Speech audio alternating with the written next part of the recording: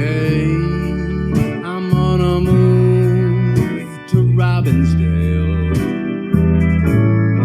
and I hope you will come along.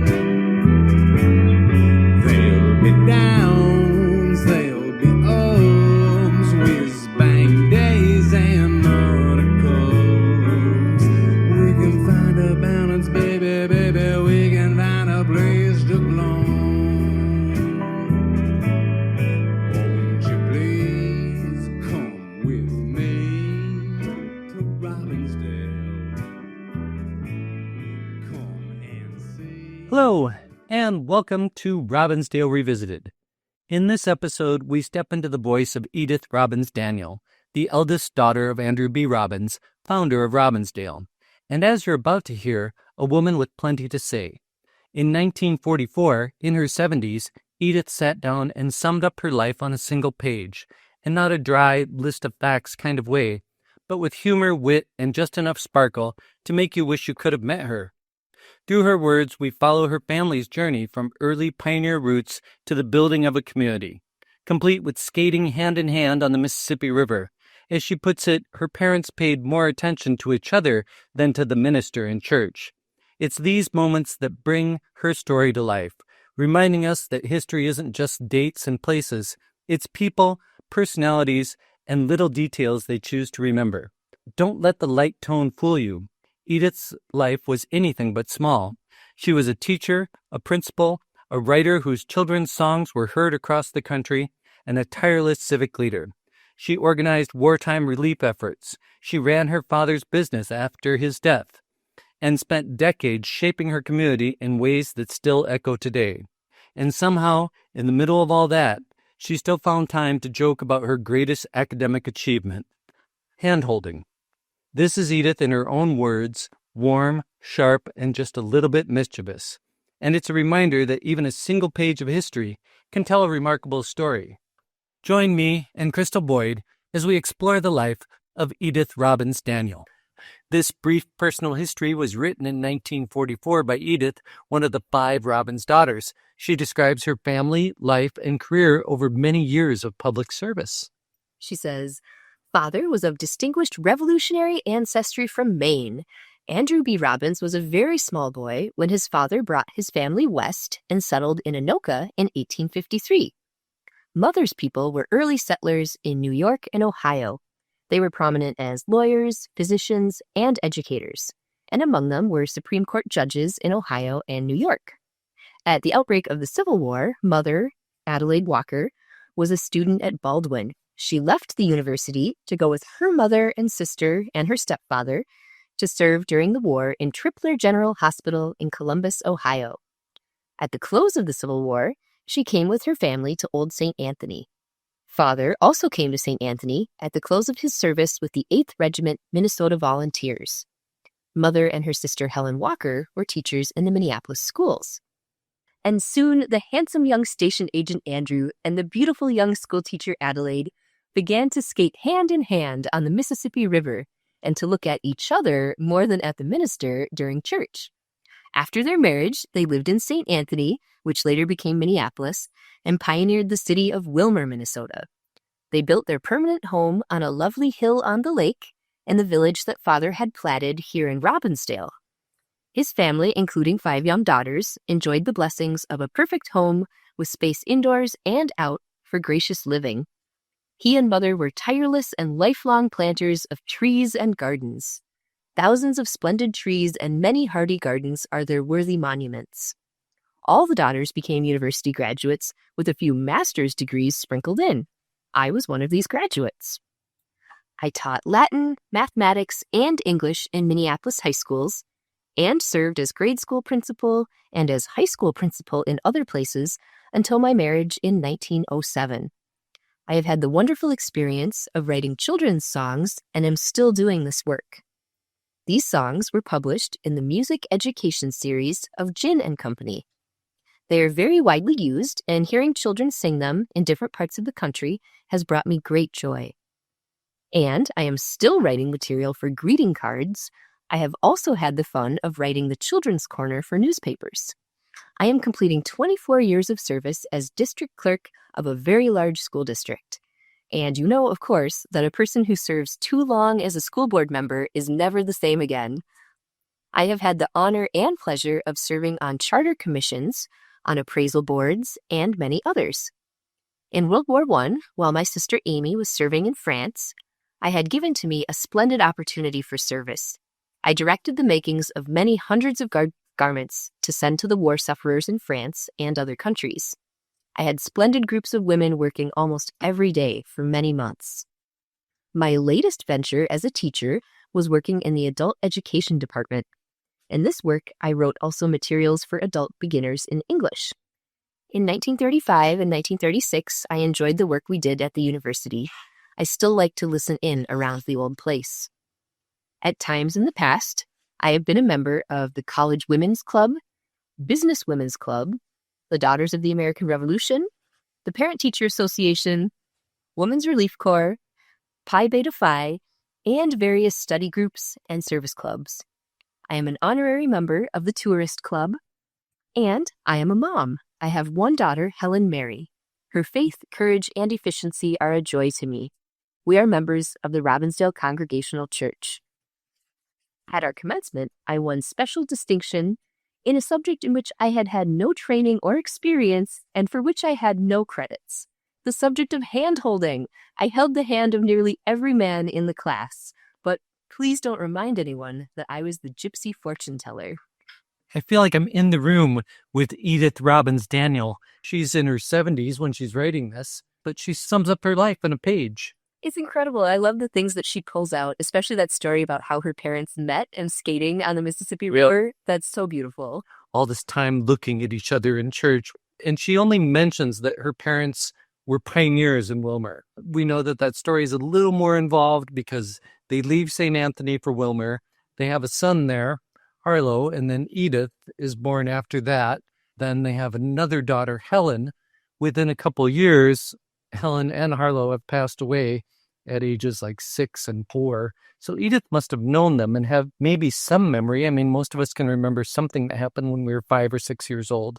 And certainly you would remember the death of 2 siblings. And while the family was there, Andrew B. Robbins, her father, I know he served as mayor of Wilmer. I know that he was founded the Presbyterian Church in Wilmer, helped found the bank in Wilmer. He went there with the railroad looking for a job. He found a job with the Great Northern Railroad, went out to Wilmer when an opportunity arose. I think he was a station agent here in St. Anthony, and then went out to Wilmer to become, I think, a station agent there. But when you have millionaire relatives, the way the Robbins did, he invited Thomas Barlow Walker, the lumber baron, out to Wilmer because he had some ideas about making money. What he noticed was the crops were being decimated by grasshoppers. They went and toured some of the farms in the area, and Andrew B. Robbins had this idea for the hop dozer, and that was his first actual business venture that I know of. I mean, he must have had some financial dealings, but you know, here he is as an entrepreneur, and he starts selling this thing that you can drag through the field and get all the grasshoppers out of your crops. I don't know how effective it was, but he sold some. He convinced Thomas Barlow Walker to invest in it and made some money doing that. Then they got into the elevator business and banking. And eventually, though, he comes back and they settle in Merriam Park in St. Paul before coming to Robbinsdale. Edith pretty much grows up here, but I'm guessing she arrives here. She must have been in her teens by the time they get here. We know Amy was born in Thomas Barlow Walker's house. And then the rest of the children, I believe, are born in Robbinsdale. But Edith is the eldest, and she's a couple years older. Definitely the one who was in charge when her father passes away in 1910. She's the one that's left to run the business. They get that Highway Tea House built by 1920, and she's operating the business as real estate. There was something called the Signal Company that was probably had to do with the railroads, some elevator companies, some interests in the Red River Lumber Company. Then she was doing loans and real estate out of the Highway Tea House that her sister and her opened up. When Amy is off in World War I, serving in France, Edith is heading up all sorts of organizations here in Robbinsdale, knitting socks, they're knitting hats, gathering money for the Red Cross. and sending things over to the troops. Edith Robbins runs her father's business and doesn't really change the name. She calls it the Estate of Andrew B. Robbins or the Andrew B. Robbins Estate, and their address is 4423 Crystal Lake Avenue. And of course, that was West Broadway, right here in Robbinsdale. They ran it out of the little Jefferson Highway tea house. And at one point, she says that Jefferson Highway was actually paved with her boots that were stuck in the mud.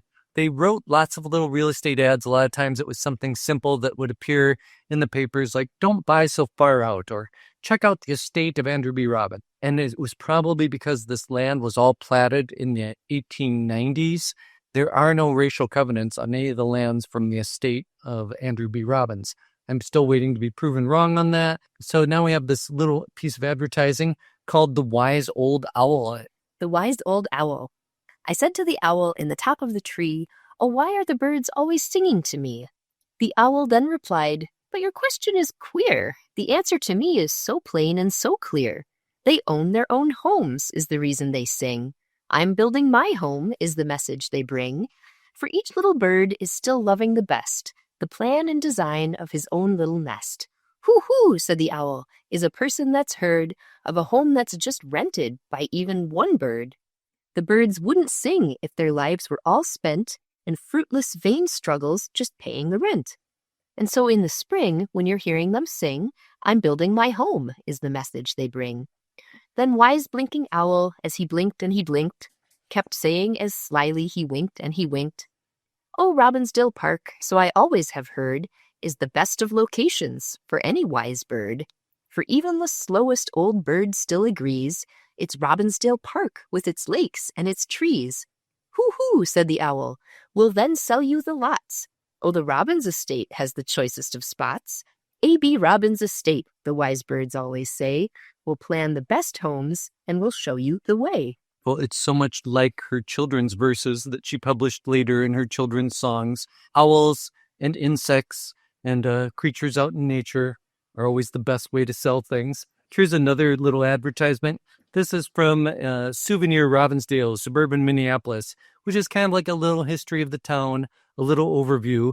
And I am pretty sure that Edith had more to do with getting this pamphlet published than anybody else. And this is called Garden Acres at Robbinsdale Park. The lots are located from 1 to 5 blocks off the electric car line near churches and schools, with wide streets bordered with double rows of fine old trees. No cheap houses, all fine homes with well-kept grounds, and the lots that are already sold have been improved. Large lots, 50 by 150, with building restrictions. Lots in this beautiful residential district are rapidly increasing in value. So the terms are 1/4 cash balance monthly installments, discount for cash sales. Houses are for sale and for rent. The estate of Andrew B. Robbins are the people to contact. Okay, so we have a little snippet from Who's Who Among Minnesota Women, a history of women's work in Minnesota from pioneer days to date, told in biographies, memorials, and records of organizations. And this was compiled and published by Mary Dillon Foster in 1924. The first time I kind of shared this publicly, I think it may have been on the website, and I got these comments back about Edith Robbins Daniel's Robbinsdale of colonial ancestry. And there was somebody in the comments that said, colonial ancestry, she was a descendant of oppressors. Why would you put that in there? And I'm like, well, I didn't. Mary Dillon Foster did in 1924. I don't know that people have the same point of pride as they did at that time of their colonial ancestry, whether they're Mayflower descendants or Daughters of the American Revolution, all these organizations that are all built around this idea that if you were descended from the original colonists, you were somehow more special. Yeah, and for a long time, genealogy work like that did come with some sort of implied bias or judgment that, oh, because of my background, I'm better. And I think that's not true today. We recognize it more as a historic tool to learn about the past. But at the time this was written in 1924, saying of colonial ancestry made people feel a little fancy. But that word is actually pretty accurate, right? Talking about colonial settlers. When Edith is talking about her ancestry, she's thinking about New England. But the fact that her dad could even come here in 1853 is through a series of treaties, especially the Treaty of 1851 with the Dakota people. So her family could only come here because this land had been opened up through treaties that are often seen as coercive or not totally forthright with the people on both sides. So I think that word is apt, even though we're seeing it differently today than she probably intended it when she wrote it back in 1924. Yeah. And I can't tell how much the Robbins family actually wrapped their identity around being descended from Revolutionary War people or Mayflower people. They do apply for membership in these organizations like the Daughters of American Revolution. But I think that the biographers, and I think sometimes you paid somebody to write this little biography and appear in their little book of who's who. And I think the biographers were always asking, and that was like one thing that they wanted to emphasize. Where are you from? Where are your people from? And of course, we don't have aristocracy as such in America, but maybe it was almost like trying to build that mystique that you are descended from the original people that came here from England. Although I think some of these people were Irish. So we'll just go ahead and read this little piece. Edith Robbins Daniel, Robbinsdale, of colonial ancestry, daughter of Andrew B. Robbins and Adelaide Walker Robbins. As college student and teacher, she began writing poems. Boston critics pronounced her the foremost writer of children's verse today. She is a graduate of the University of Minnesota, a member of Pi Beta Phi. She's traveled extensively, home and abroad, was principal of Madelia High School, taught in East and Central high schools in Minneapolis, specialized in real estate in her father's office. With her sister Amy Robbins Ware, she conducts the Andrew B. Robbins Estate and Robbinsdale Insurance and Loan Agency. During the war, Miss Daniel cut and directed the making of thousands of garments in the workrooms at T.B. Walker offices and residence of Miss Charles S. Pillsbury. They shipped these things to France, Belgium, Italy by special government permit. Ms. Daniels, in 1924, was the school director and clerk of Independent District 24, that later became District 281, and she was reelected. She spent 1922 in Boston as writer and advisor, and she graded music education songbooks. And those are used in Minneapolis and elsewhere. Her contributions appear under 5 pen names containing Robbins, Walker, or Barlow. Inspiration for this work she credits to her pupils, her nephew, Louis Robbins Gillette, and the collaboration of her 11-year-old daughter, Helen Mary Robbins. Ms. Daniel is a member of the DAR, Parent Teachers Club, League of Women's Voters, Business Women's Club, Tourist Club, and a member of the Thursday Musical. We have this little picture here of her and Robbins Gillette, and somewhere there's a picture of her and Helen Mary Robbins, and that was probably included in this little who's who.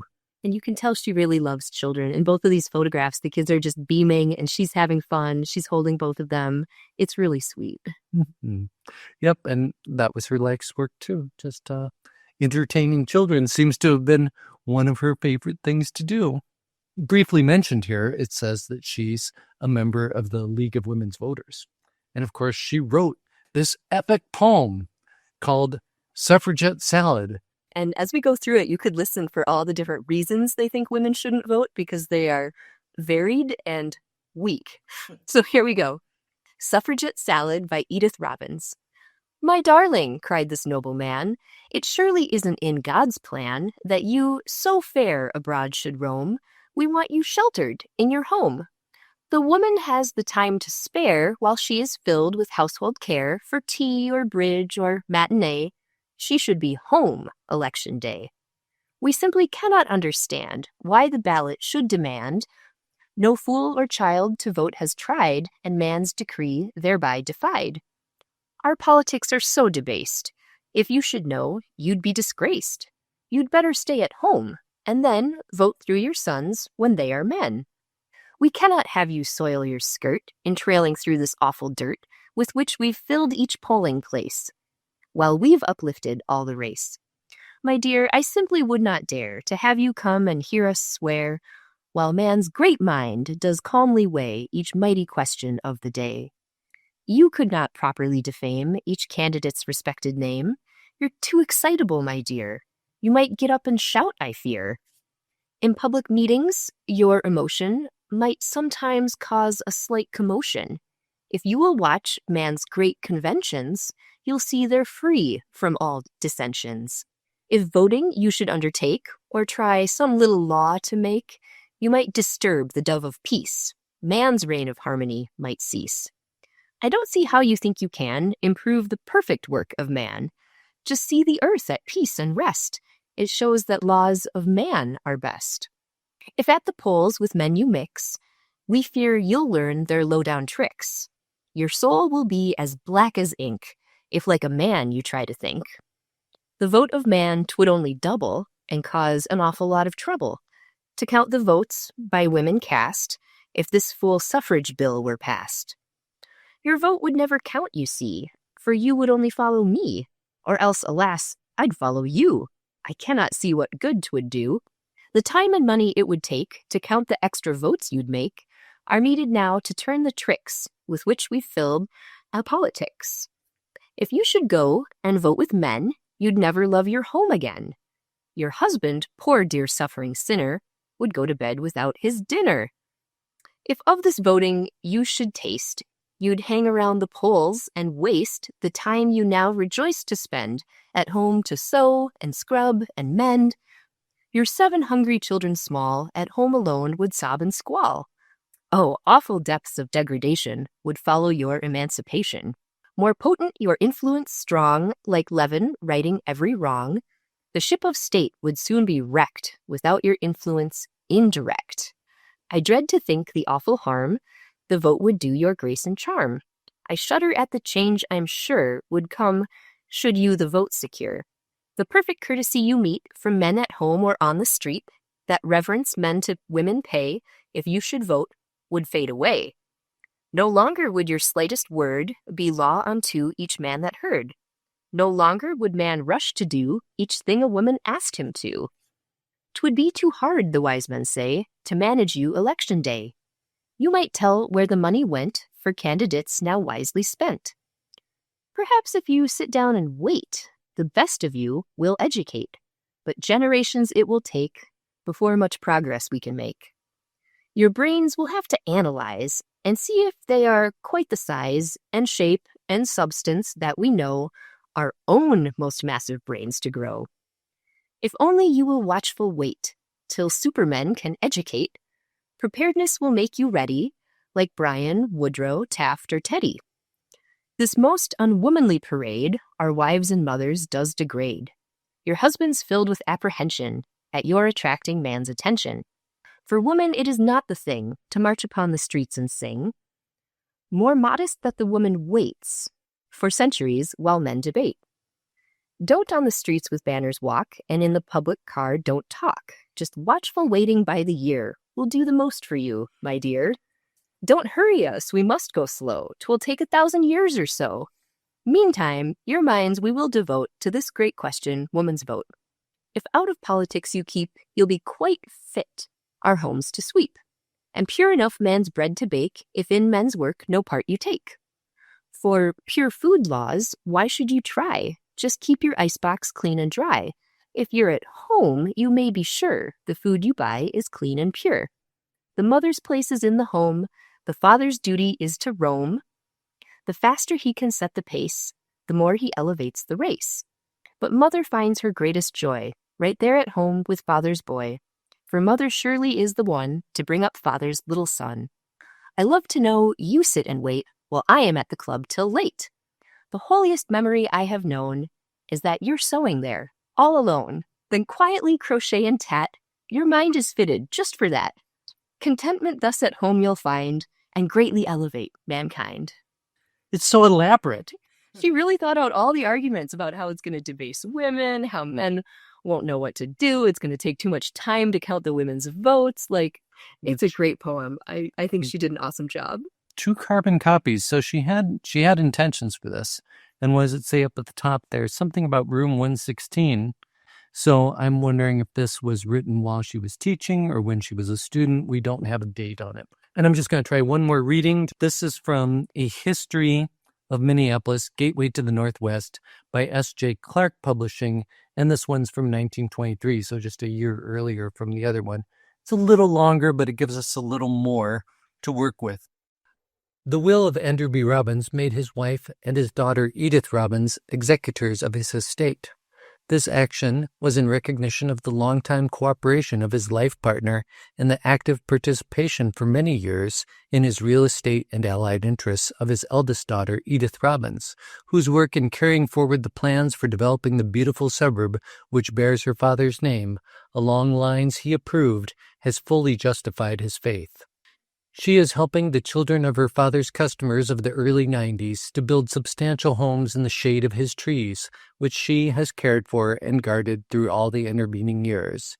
Edith Robbins' preparatory schooling was received at Macalester and Carleton colleges, while her academic and graduate work was carried on at the University of Minnesota, where she took her Bachelor's of Science degree in 1894, completing the work for a Master's of Arts in 1895 and 1896. She also became a pianist of marked ability under the tutelage of Karl von Lochmann, subsequently director of the Scherwenka Conservatory of Music in New York City.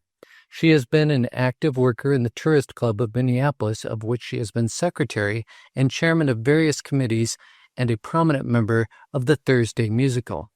After her graduation, she spent time traveling in the British Isles and on the continent with her mother. For several years, Edith Robbins taught in the various grades of the public schools of Robbinsdale. It was here those incomparable little verses for children, now recognized from coast to coast, began as nature studies and memory gems for her pupils. Verses for which the critics from Boston to California acclaim her the foremost writer of children's verses in America today. For the little boy's point of view, Edith declares herself indebted to her beloved nephew, Louis Robbins Gillette, son of her sister Adelaide, Mrs. Ralph P. Gillette, and later for her little girl's thoughts to her small daughter, Helen Mary Robbins. Her teaching field soon broadened, and she became principal of Medelia High School, from which she returned to take a position in the East Minneapolis High School, from which she was transferred to Central High School, holding positions in these schools until her marriage in 1907. This teaching experience, together with a practical business career, have preeminently fitted her for the position of school director, where she has served as a clerk of Independent School District 24 in Robbinsdale for a 3-year term, having been re-elected July 21, 1923, for another 3 years by the largest vote ever polled in Robbinsdale for a school director. One of Edith Robbins' most notable achievements was the extraordinary work she did during the war, when under her personal supervision, several thousand garments were made from dozens of bolts of new materials donated for the purpose, for which Edith Robbins either cut or directed the cutting and making. Her workrooms included T.B. Walker offices, number 807 Hennepin Avenue, on heatless Mondays, the Charles Pillsbury residence, and other places where she kept scores of sewing machines supplied with material and volunteer workers. All these garments were sent parcel post direct to the scenes of need in France and Belgium. Letters are still coming from children whose way was made less hard by these timely gifts. In 1920, Ginn and Company of Boston, publishers of school books, with the assistance of Thaddeus Giddings, director of the Department of Public School Music in Minneapolis, discovered Edith Robbins through some of her published verses and secured her cooperation as contributor and advisor on the publication of a series of school music readers, of which 4 volumes are already in use in Minneapolis and other cities. Pursuant to this work, Edith Robbins and her little daughter Helen Mary spent last summer in Boston writing and conferring on the publication. Several hundred songs with words by Edith Robbins appear in the series. Edith Robbins and her sister Amy Robbins Ware own and operate the Robbinsdale Highway Tea House, in addition to their regular real estate, insurance, and loan business as the Andrew B. Robbins Estate and the Robbinsdale Insurance and Loan Company at number 4223 Crystal Lake Avenue. Over this shining pavement known as the Jefferson Highway, more than 10,000 cars have passed in a single day, a pavement which Miss Robbins declares must be underlaid with a firm foundation of the rubbers her children left stuck in the mud of the oft-times impassable Crystal Lake Road of their school days. So many interests and activities fill the days to overflowing with new civic and personal problems. Yet, in the midst of the busiest day, Edith Robbins with the delighted cooperation of her little daughter, Helen Mary, still finds time to set down those sympathetic, humorous, and inspirational little gems for child thought, which will bring joy to generations of children in future years. And there you have it. A little more detail, some repetition, but we're filling in these blanks. In the next episode, we'll follow Edith and her family through the Depression years and into World War II. Thanks for listening. I'm Crystal Boyd. Robbinsdale Revisited is brought to you by the Robbinsdale Historical Society. Our little history museum is located at 4915 42nd Avenue North in the heart of Robbinsdale. We're open Fridays and Saturdays from 10 to 3. You can also visit us online at robbinsdale.org. You found this episode, so you know where to find the next one. Bicycle into the city every Saturday to see our friends. In the bus back home, sitting hand in hand when the evening ends. Oh, when the evening ends. Oh, when the evening ends in Robbinsdale.